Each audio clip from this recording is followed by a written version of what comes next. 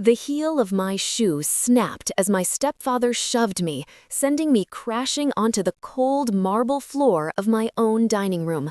A bottle of vintage Cabernet shattered next to my head, the dark red liquid pooling like blood around the hem of my white silk dress.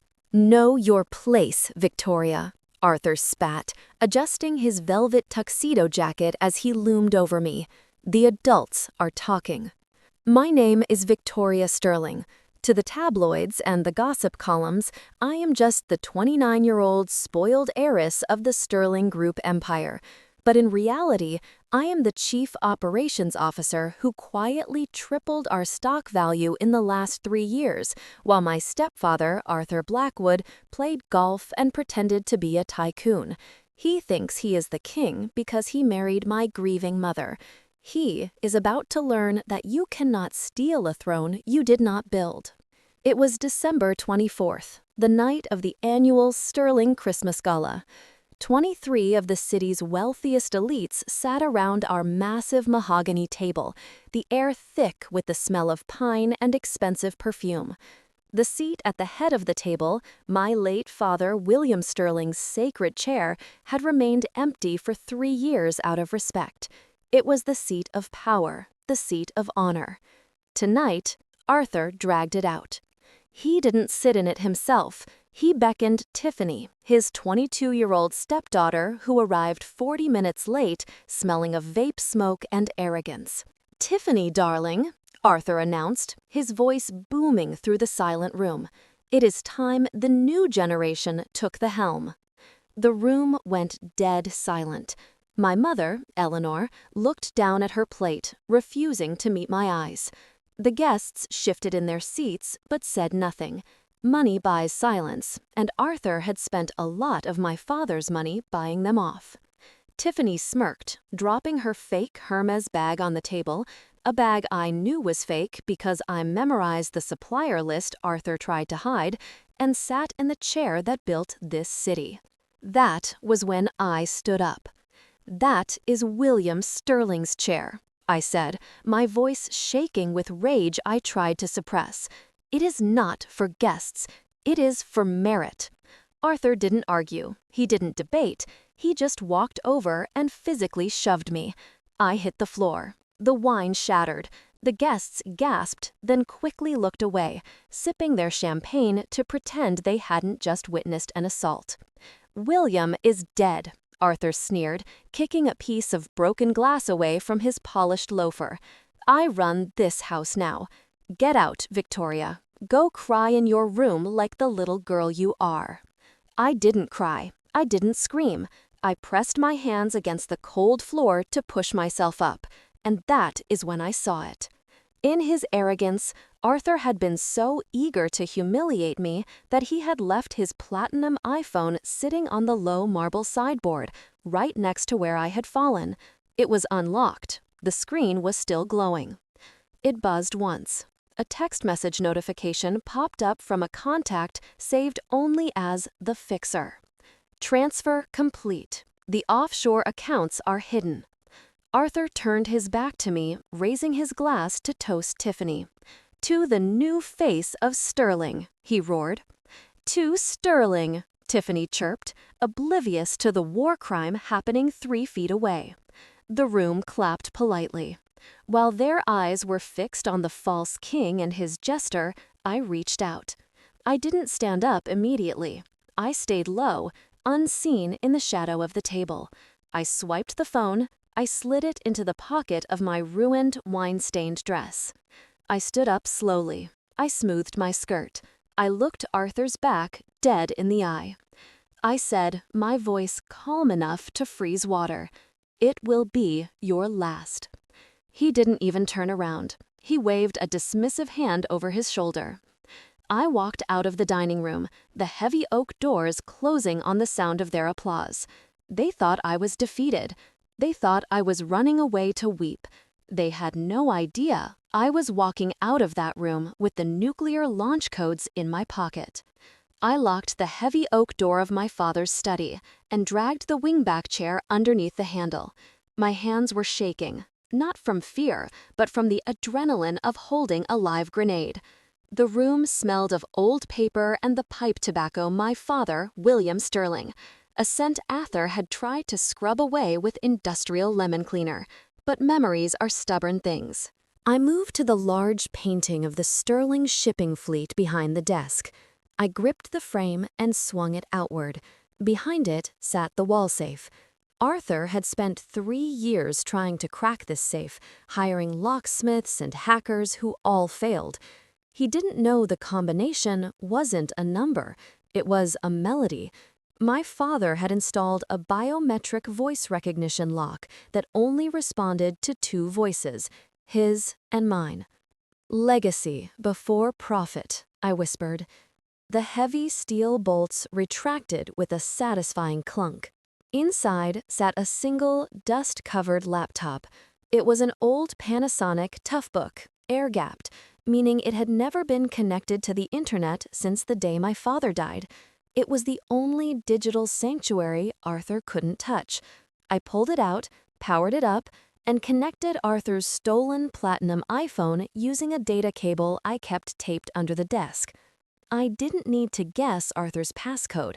The residue of oil on the screen showed a clear Z pattern. I swiped it. Unlocked. I initiated a full forensic mirror of the device. While the progress bar crawled across the screen, I opened the file on the laptop labeled "The Contingency." My father was a man who planned for every disaster, including his own replacement. I opened the PDF titled "The Sterling Trust." I had read it 1,000 times, but tonight I needed to see one specific clause. The trust held 100% of the Sterling Group assets, currently valued at $4 billion. It was locked tight, with Arthur acting as the guardian trustee until I turned 30. I was 29. He had 1 more year to drain the accounts dry. But my eyes scanned down to Section 4C, the forfeiture clause. If the guardian trustee is found to be engaged in felony criminal activity or acts in a manner that fundamentally devalues the Sterling brand, the trust dissolves immediately and full control reverts to the beneficiary, regardless of age. "Got you," I breathed. The phone transfer beeped. Complete. I opened the mirrored files and started digging. It didn't take long. Arthur was arrogant, and arrogant men get sloppy. Hidden inside a folder disguised as golf scores was a spreadsheet that made my blood run cold. It was a ledger. Arthur, whose legal name, according to a photo of an old passport I found in his deleted items, was actually Franklin Maurice, wasn't just spending my inheritance. He was counterfeiting it. The Sterling Group owned several high-end luxury boutiques in Europe. The ledger showed that for the last 18 months, Arthur had been swapping out genuine alligator Hermes Birkins and gold Rolex Daytonas with super fakes imported from a supplier in Southeast Asia. He was selling the fakes to our VIP clients at full price and selling the real items on the black market, pocketing the difference in an offshore account in the Caymans. He was turning the Sterling name, a name synonymous with absolute quality, into a front for a criminal enterprise. I downloaded everything: the ledger, the supplier chats, the offshore account numbers. This was the black file. The next morning, I didn't go to the office. I drove my beat-up sedan to the north side of the city, to a sprawling estate surrounded by manicured rose gardens.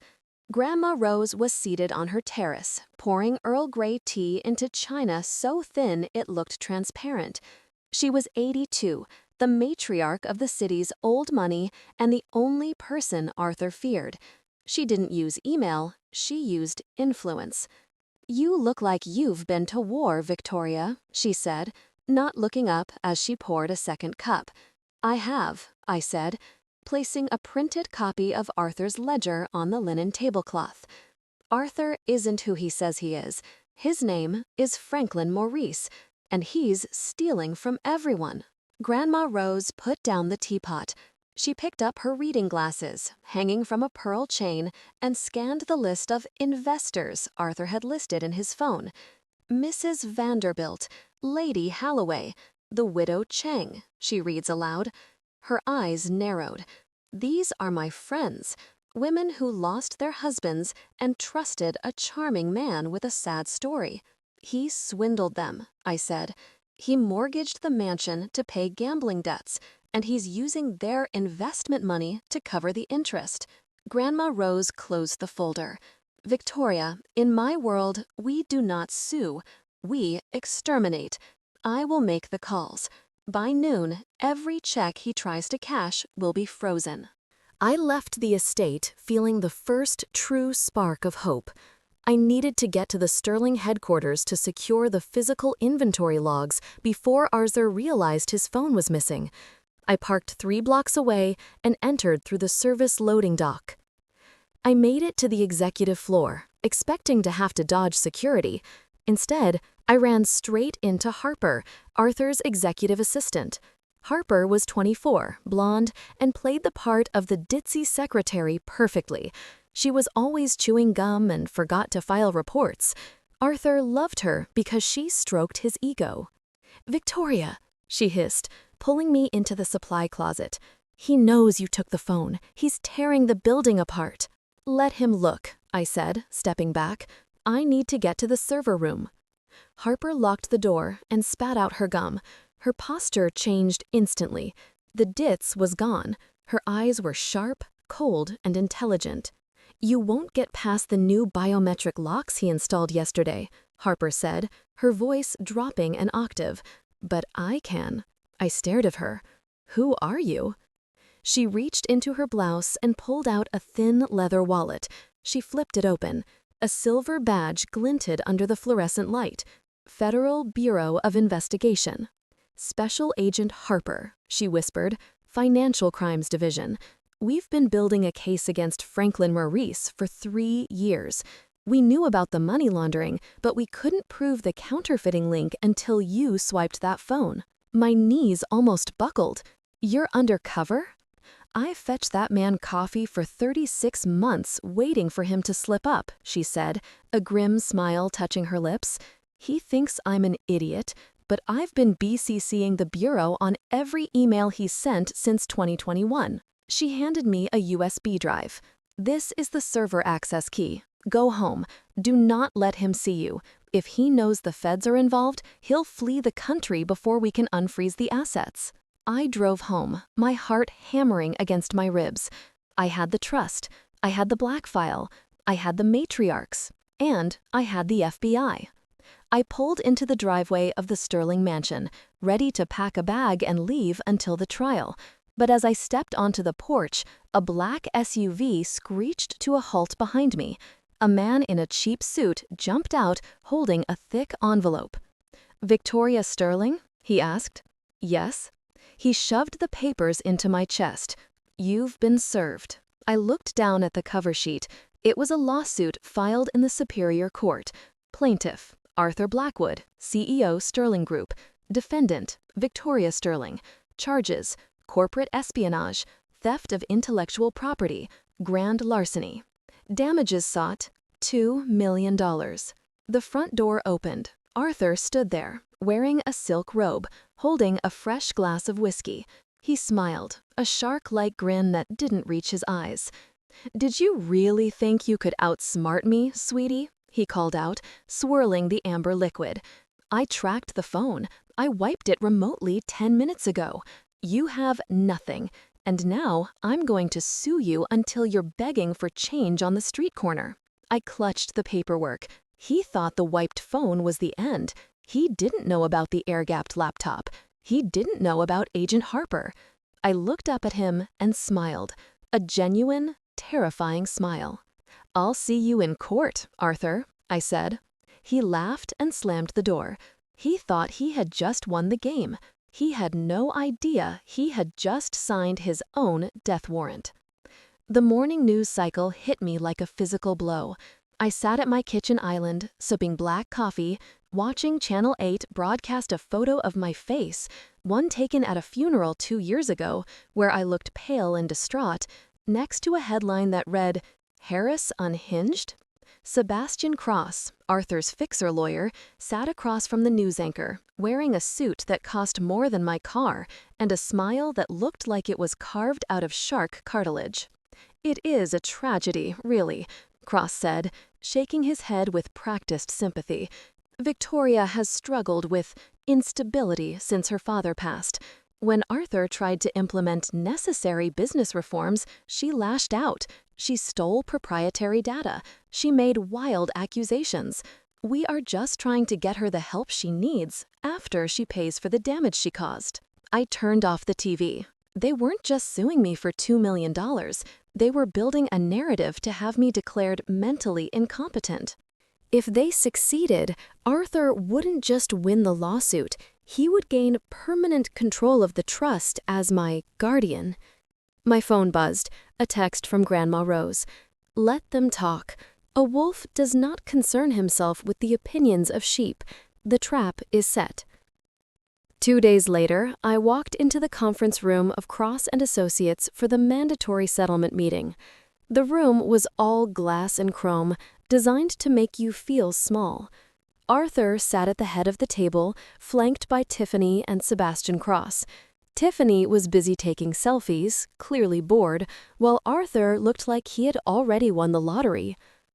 "Victoria," Sebastian said, sliding a thick document across the polished mahogany. "This is a generous offer. Sign this settlement.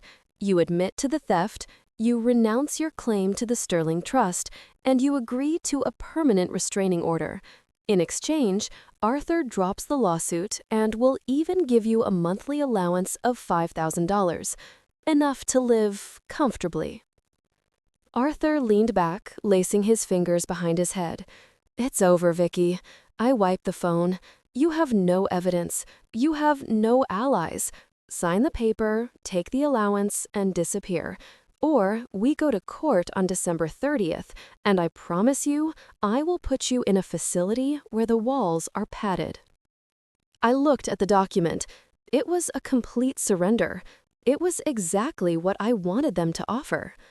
I picked up the pen. My hand trembled, fake trembling, practiced in the mirror for an hour that morning. I looked down at the paper, letting a tear slip out. I just want this to be over," I whispered. "We all do," Tiffany chimed in, popping her gum. "This is like super embarrassing for the brand." I put the pen down without signing. I looked Arthur in the eye. "I need to think about it. I'll give you my answer in court." Arthur laughed, a loud, barking sound. "Suit yourself. I always wanted to see you cry in front of a judge." I walked out of that building with my head down, shoulders slumped. I waited until I was in the elevator to smile. They were so convinced of their victory that they had stopped looking over their shoulders. They thought I was broken. That night, I opened my laptop. It was time for the first strike. I accessed the security footage from the Sterling mansion, footage Arthur thought he had deleted, but which I had backed up to a private cloud server 3 years ago. I found the file dated December 24th. The timestamp read 8:43 p.m. The angle was perfect. It showed Arthur standing over me, his face twisted in rage. It showed the physical shove. It showed me hitting the marble floor. It showed the guests looking away. And most importantly, it showed Tiffany laughing as she sat in my father's chair. I didn't send it to the police, not yet. I created an anonymous account on X and TikTok. I uploaded the clip with a simple caption. "This is how the new king of Sterling treats the rightful heir. Class cannot be faked." I hit post. By the time the sun came up, the video had 4 million views. The internet did what the internet does best. It got angry. The hashtag #SterlingBully started trending. People were dissecting Tiffany's outfit, realizing her bag was a fake. They were analyzing Arthur's body language. The public court of opinion had reached a verdict before Brexit. Arthur called me at 7 a.m. I let it go to voicemail. He left a message, screaming, "You think this scares me? This proves you're unstable. You're trying to sabotage the company? I'm going to bury you." He didn't understand. The video wasn't the weapon. The video was the bait. I needed him angry. I needed him focused on the PR disaster so he wouldn't notice the FBI agents quietly freezing his assets in the background. I needed him to be so desperate to crush me that he would walk into that courtroom believing he was the victim. December 30th arrived with a gray, steel sky. The steps of the Superior Court were swarming with paparazzi. The video had turned a boring corporate lawsuit into the trial of the century. Arthur arrived in a black limousine. He stepped out wearing a suit that cost $10,000, waving to the cameras like a celebrity. Tiffany was with him, wearing oversized sunglasses and looking terrified. She had seen the comments online. She knew the world hated her. I arrived in a taxi. I wore a simple black suit, the same one I wore to my father's funeral. I carried nothing but a single, thin red folder. "Victoria! Victoria! Is it true you made the video up?" a reporter shouted. "Are you fighting for the company?" I didn't answer. I just kept walking. Inside the courtroom, the air was heavy. The gallery was packed. Grandma Rose sat in the back row, wearing a veil, looking like a grieving widow, but watching like a hawk. Agent Harper sat 3 rows ahead of her, dressed in civilian clothes, checking her watch. Arthur and Sebastian Cross were already at the plaintiff's table. They had stacks of binders, boxes of evidence proving I was crazy. They looked confident. They looked powerful. I sat at the defendant's table alone. I didn't hire a lawyer. I didn't need one. The bailiff called the room to order. "All rise." The Honorable Judge Evelyn Vance took the bench. She was a stern woman with a reputation for hating time-wasters. She looked at the circus in her courtroom over the rim of her glasses. "Mr. Cross," Judge Vance said, "this is your motion. Make it quick." Sebastian Cross stood up, buttoning his jacket. He launched into a speech about loyalty, mental health, and the burden of leadership. He painted Arthur as a saint who had tried to save a drowning stepdaughter. He painted me as a vindictive, paranoid thief. "Your Honor," Cross concluded, gesturing to me, "we are asking for a summary judgment. Victoria Sterling stole private data. She fabricated a smear campaign. We ask that she be stripped of her role in the trust and ordered to pay damages." Arthur nodded solemnly. He looked at me with pity. Judge Vance turned to me. "Miss Sterling, you have no counsel?" "No, Your Honor," I said, standing up. My voice didn't shake. "I represent myself." "And how do you plead to the charges of theft and espionage?" I picked up the red folder. I walked to the center of the room. I looked at Arthur, then at Tiffany, then up at the judge. "I plead not guilty, Your Honor," I said, "because you cannot steal what is already yours, and you cannot spy on a criminal enterprise when you are the legal owner of the company being used to commit the crime." Arthur scoffed loud enough for the microphone to catch it. "Objection! She's ranting." "Mr. Blackwood, sit down," Judge Vance snapped. She looked back at me. "Criminal enterprise? That is a serious accusation, Miss Sterling. Do you have proof?" I opened the red folder. It contained a single sheet of paper. "I do, Your Honor," I said, "but I think the woman sitting in the 3rd row can explain it better than I can." I turned and pointed directly at Agent Harper. Arthur frowned, confused. He looked at his secretary. "Harper, what is she doing here?" Agent Harper stood up. She wasn't chewing gum. She wasn't slouching. She walked to the aisle and pulled the gold badge from her belt, holding it high for the entire room to see. Special Agent Harper, FBI, she announced, her voice ringing off the walls. And I am not here to testify for the plaintiff. I am here to arrest him. Arthur's face went white. The silence in the room was absolute. The trap had just snapped shut. The sound of Agent Harper's voice announcing herself as FBI didn't just silence the courtroom, it sucked the oxygen right out of it. Arthur stood frozen, one hand halfway extended as if reaching for a lifeline that had already been cut. He looked at the woman he had treated like furniture for 3 years, the woman he had sent to pick up his dry cleaning and mocked for her cheap shoes. "This is a joke," Arthur stammered, his confident baritone cracking into a high-pitched squeak. You're a secretary. You barely know how to use the coffee machine." Agent Harper didn't smile. She walked past the bar, flanked by 2 other agents who had materialized from the back of the gallery. "Actually, Franklin, I hold a master's in forensic accounting," Harper said. "And while you were bragging about your golf handicap, I was documenting how you funneled $42 million of Sterling Group profits into shell companies in Panama, Cyprus, and the Cayman Islands." Judge Vance picked up the top document. Her eyebrows shot up. "Mr. Blackwood, these are federal indictments." "Objection!" Sebastian Cross roared, leaping to his feet. "This isn't an ambush. My client is the victim of a corporate coup. These documents are inadmissible." This was the moment I had been waiting for. I looked at the woman sitting quietly next to Sebastian, Dorothy, his overworked paralegal. I had met Dorothy 3 days ago in a coffee shop. I knew Sebastian hadn't paid her overtime in 6 years. I knew he had forced her to forge signatures on affidavits. I had offered her something better than money: immunity. Dorothy stood up. Her hands were shaking, but her voice was clear.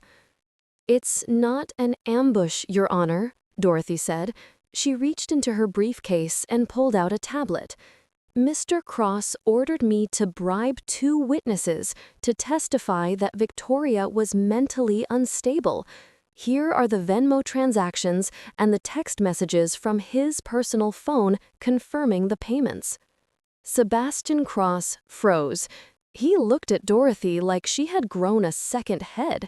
You little traitor. I'll have you disbarred." "Mr. Cross," Judge Vance's voice was like a hammer striking steel. "Sit down and shut up. Bailiff, take Mr. Cross into custody for witness tampering and contempt of court." 2 officers moved in on the lawyer. As the handcuffs clicked around Sebastian's wrists, Arthur looked around wildly. His fortress was crumbling brick by brick. His lawyer was in cuffs. His secretary was a Fed. He turned to the only person left, Tiffany. "Tiffany, tell them!" Arthur shouted, sweat beading on his forehead. "Tell them how Victoria threatened you. Tell them about the emails." Tiffany looked at Arthur. Then she looked at the FBI agents blocking the exits.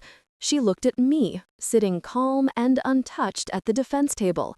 She did the math.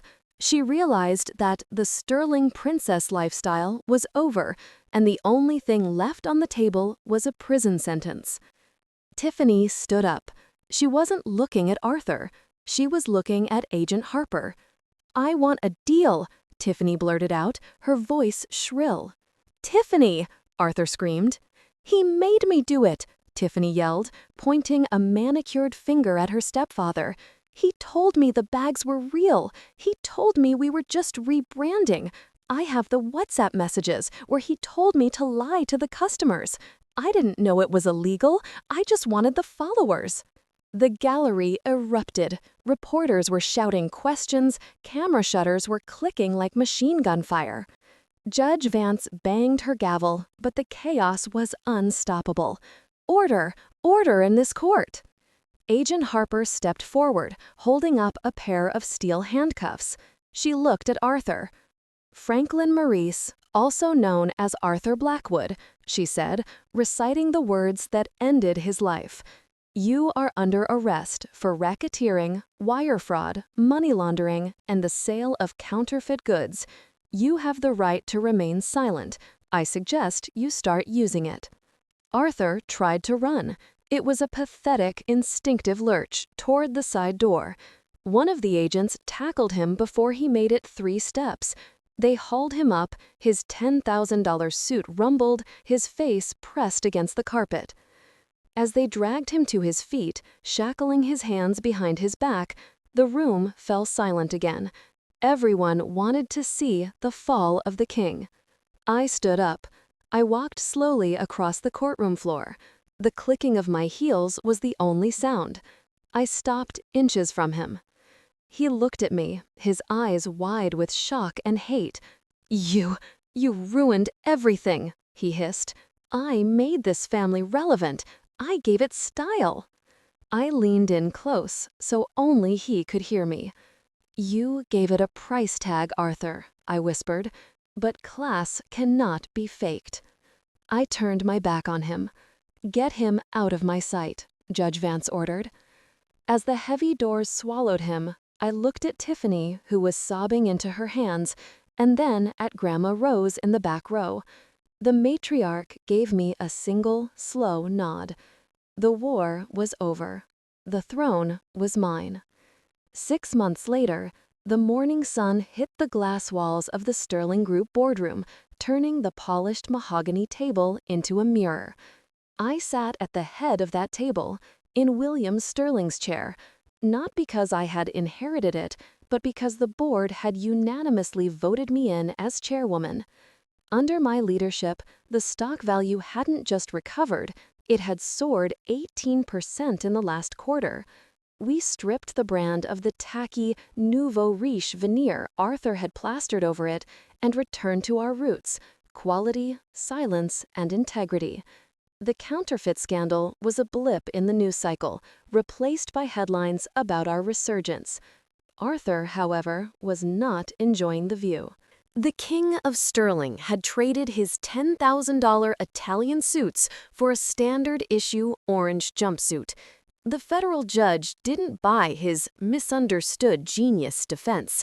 He was sentenced to 25 years in a maximum security federal penitentiary for racketeering, money laundering, and grand larceny. The government seized everything: the offshore accounts, the leased Ferraris, even the golf clubs he loved more than his stepdaughter. He is 72 years old. He will die in a cage. Tiffany avoided prison by the skin of her teeth. Her testimony against Arthur bought her immunity, but it didn't buy her a trust fund. The Sterling Trust was sealed to blood relatives only. Cut off from the cash flow, the influencers she called friends blocked her number the day the credit cards bounced. I drove through a fast food lane on 4th Street last Tuesday. I didn't order food, I just ordered a black coffee. The girl at the window looked tired, her hair pulled back in a hairnet, her acrylic nails gone. It was Tiffany. She handed me the cup, her eyes widening as she recognized the car, then me. She didn't say a word. She just looked down in shame. She is finally learning the lesson I tried to teach her at that dinner. You have to earn your place in this world. As for my mother, Eleanor, she finally woke up. She sold the Sterling mansion 3 weeks after the trial. She said the walls echoed with too many lies. She used her portion of the settlement to buy a small, airy villa on the coast of Maine. She paints now. She takes long walks. She is learning who she is when she isn't being told what to think by a man who only wanted her money. She looks 10 years younger. On New Year's Eve, exactly 1 year after I was shoved onto the floor, I made one final trip. I walked into the visitation room of the federal prison. The air smelled of bleach and despair. Arthur sat on the other side of the reinforced glass. He looked small. The arrogance had been stripped away, leaving a bitter, shrunken old man. He picked up the phone, his hands shaking. "You came to gloat?" he rasped. You came to tell me you won? I didn't pick up my side of the phone. I didn't say a single word. I simply reached into my purse and pulled out a photograph. I pressed it against the glass. It was a picture of the Sterling dining room. The table was set for one. The head chair, my father's chair, my chair, was empty, bathed in golden light. It was clean. It was honored. It was waiting for merit, not entitlement. Arthur stared at the photo. He understood. He wasn't just defeated, he was erased. I left the photo taped to the glass and walked out of the prison into the cold winter air. I didn't look back. Legacies aren't given. They are built, protected, and sometimes they have to be fought for. If there is someone in your life sitting in a chair they didn't earn, treating you like you don't belong in your own story, remember this. The truth is patient. The evidence is out there. And real class? It's the one thing they can never counterfeit. I'm Victoria Sterling, and the table is finally set. If you enjoyed this story of justice, hit that like button and subscribe for more stories where the underdog takes the crown. And let me know in the comments, what's the one thing in your family that money can't buy? I'll be reading.